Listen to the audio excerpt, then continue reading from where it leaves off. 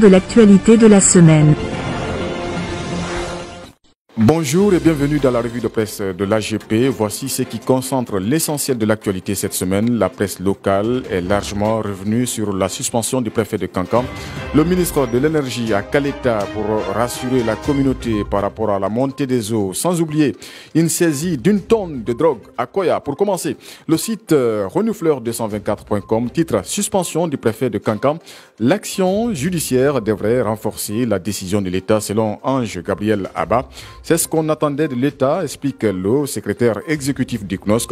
Le MATD s'est montré grand et a sauvé l'image du CNRD par cette décision de suspension du préfet parce que le préfet faisait peur dans sa localité.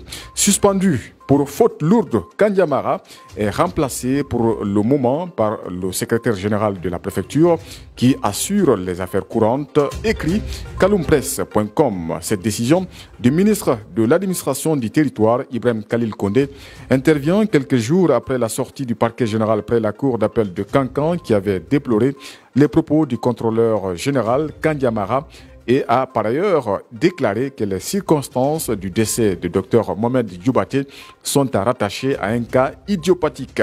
À la une également cette semaine, le ministre de l'Énergie sur les sites de Kaleta et de Swapiti, selon convergencegn.com.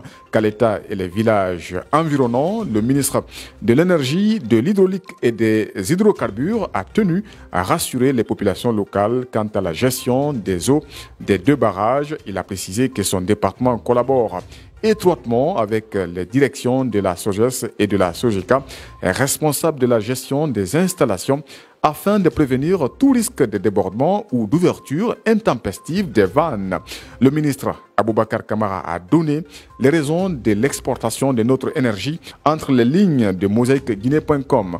Notre objectif, dit-il, était d'atteindre les 210 au mois de décembre prochain pour faire face à la demande croissante avec l'appui du bateau thermique, car à partir de janvier, les besoins vont aller jusqu'à 690.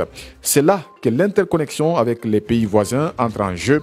Elle permet non seulement de vendre cet excédent, mais aussi de participer à un commerce régional de l'électricité. Cela a déjà été le cas lorsque la Guinée était en crise et a eu besoin du Sénégal. Un incendie s'est déclaré cette semaine à l'hôtel Kaloum, titre avenirguinée.org.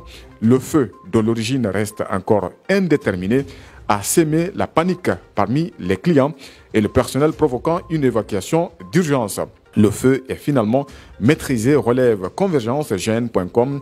Des gendarmes auraient investi les lieux pour sans doute en savoir davantage vu la position stratégique de l'hôtel situé non loin de la présidence de la République.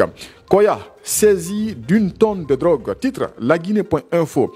Cette affaire a suscité une réaction immédiate du procureur de la République près le tribunal de première instance de Koya, Lazare Mamadi Boré, qui a exprimé sa satisfaction quant au succès de l'opération. Lors de la présentation, le commissaire central de police de Koya, le commissaire divisionnaire Mansa Madi Kondé, a dit sur la page de l'AGP, c'est à la suite des informations remontées par ses services de renseignement de l'existence d'une cour comportant une maison annexe où était cachée une quantité de drogue qu'il a instruit de monter un guet-apens avec le poste de police de Toguiron. C'est une saisie record de près de 26 ballons de chanvre indien.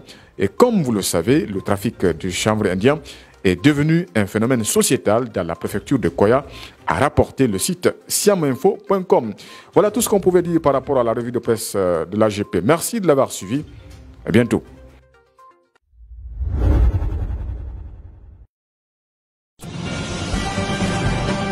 C'était la revue des publications ou presse hebdo de l'agence guinéenne de presse.